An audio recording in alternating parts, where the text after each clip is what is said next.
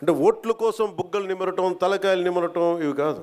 కష్టం ఉన్నప్పుడు పక్కన ఉండాలి. అధికారుల మీద దాడి చేయకపోవటం, వ్యవస్థల్ని బలోపేతం చేయటం. అందుకని ఈ రోజున రోడ్డు పడింది అంటే మీరు పిఠాపురంలో గెలిపిస్తే ఆ గెలిచిన వ్యక్తి రోడ్లు లేని వాళ్ళకి రోడ్లు చేయడానికి ఎంతమంది సహకారంతో, ఇది నా ఒక్కడిది అని చెప్పట్లా, అంటే ఒకటి పూనుకోవాలి. Politics is a thankless job. ఎవరు గుర్తుపెట్టుకోరు. మరుపు మానవ సహజం.